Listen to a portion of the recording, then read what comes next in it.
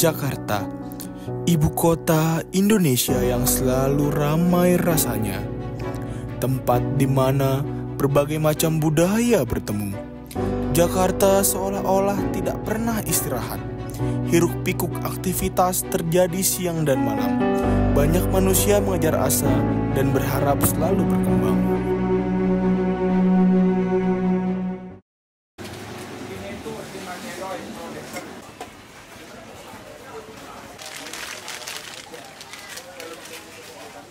Nama saya Misnari, pekerjaan jadi Starling. Starling itu jadi pedagang kopi keliling. Dari Monas ke HI. Motor-motor lah, Abdul Muiz. Dari tahun 2013. Semuanya ada ya di jalan gitu. Kadang-kadang ada kendala gantip. Atau kendala istilahnya, ya namanya di jalan ada aja semuanya. Pernah. Saya yang ditangkap di Kebun Siri, depan Telkomsel Kebun Siri, kita diangkut sama sepeda-sepedanya. Awal pertama kita merantau dari Madura ke Jakarta, kita sampai ke Jakarta, sekitaran tahun 96 kita merantau jadi pedagang asongan. Nah, udah jadi pedagang asongan, kita ada kepengenan jadi pedagang kopi Starling. Tahun 2013. Awalnya pertama kita ya ada teman-teman mau ikut dari kampung gitu, saya ajak ke sini. Jadi kita ya diajak teman ada 1, 2 gitu, akhirnya banyak Starling. Ada perkumpulan di Tanah Abang Abdul Muiz. Ya adalah semuanya perkiraan saya ajak 25 orang. Jadi awalnya ya cari modal sendiri-sendiri. Kita nggak nyiapin modal. Cuman nyiapin kita tempat atau perbelanjaan. Ya belanjanya di tempat kita juga. Es batu, air panas atau perbelanjaan selain-lainnya atau nutrisari sama kopi-kopi ya kita nyiapin. Kita nggak sebagai bukan bos-bos bukan, modalnya sendiri-sendiri. Ya perkiraan sama sepedanya perkiraan 3 jutaan. Ya kita kemauan sendiri. Ada perkiraan 25.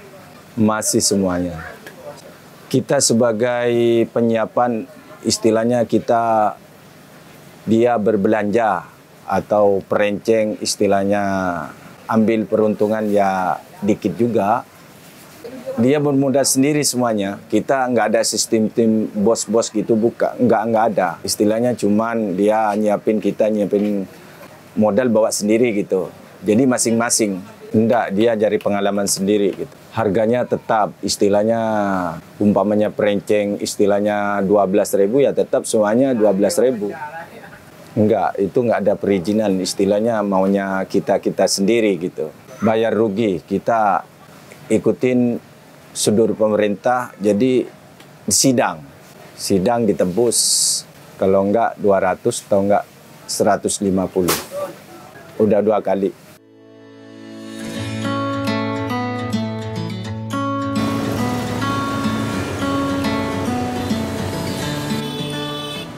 Perkenalkan, nama saya Alfandi. Pekerjaan saya jadi kopi keliling atau orang bilang Starling.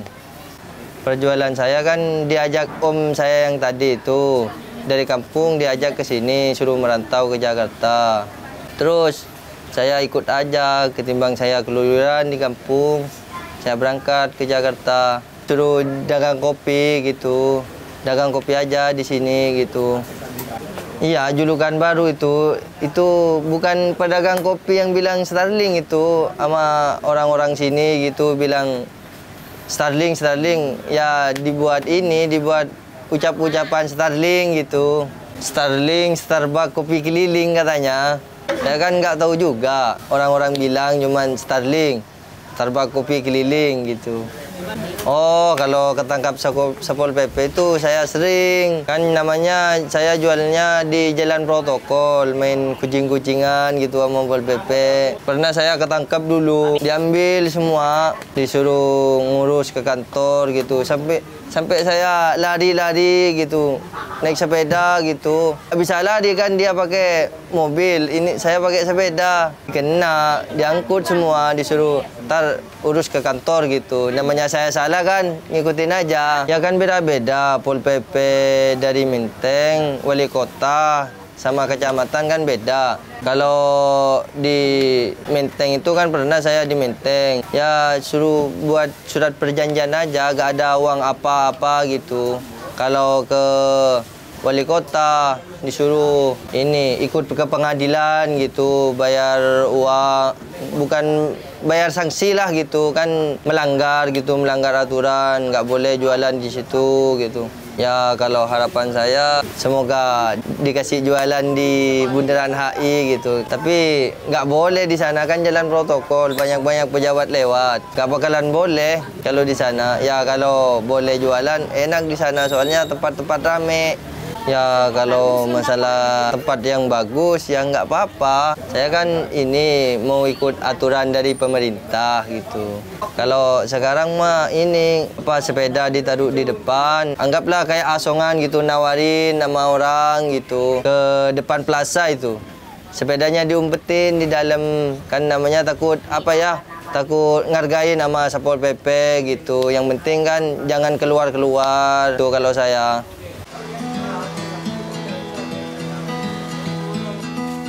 Persiapan yang dilakukan Alfandi sebelum berjualan Starling yaitu berbelanja dagangan seperti kopi, pop mie, air, dan sebagainya.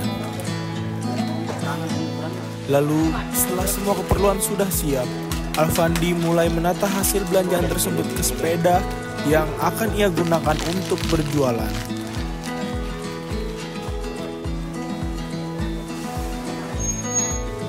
Selain itu, ia juga menyiapkan es batu dan juga air seperti air panas dan air mineral biasa untuk membuat minuman.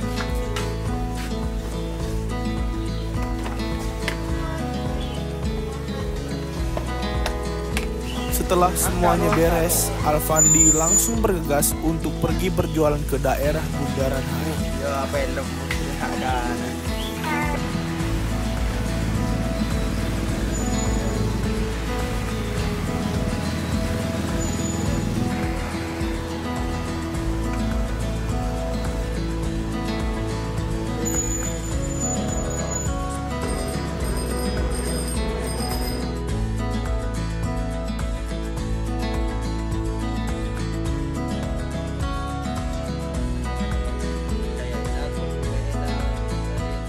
Mulainya itu kadang habis maghrib, kadang habis asar gitu. Pulangnya gak nentu juga, kadang subuh, kadang jam 3 gitu, tergantung rame enggaknya. Masalah rame enggaknya itu tergantung hari libur. Kalau hari libur kadang rame, kalau gak hujan sih. Kalau sepi kayak hari-hari kerja gitu, sepi kadang rame gitu kan, gak tahu namanya rezeki kan. Kalau sepi kadang saya pernah dapat 50.000, 100.000, kadang 200 gitu. Kalau rame banyak, kalau rame pernah saya kalau malam minggu itu dapat 1 juta, kadang 800 gitu. Ya satu tempat sih, kalau saya di bundaran HI aja, nggak kemana-mana. Ntar kalau Pol PP-nya udah pulang saya keluar gitu, nggak ngumpet di sini aja. Kalau lokasi pastinya di belakang Pospol, samping Pullman. Ada yang ada yang enggak. Ya tergantung kan, enggak ada komunitas. Itu kan sistem dari kampung gitu. Kampung mana gitu. Beda-beda. Enggak selayaknya satu tempat gitu. Kalau masalah kopi, enggak. Ini kan udah nyetok banyak gitu. Masalah kopi enggak bakalan kurang, kecuali es sama air panas gitu. Kurang, kadang kalau enggak sempet ngisiin minta 1 gelas gitu airnya, esnya gitu. Persaudaraan kuat gitu.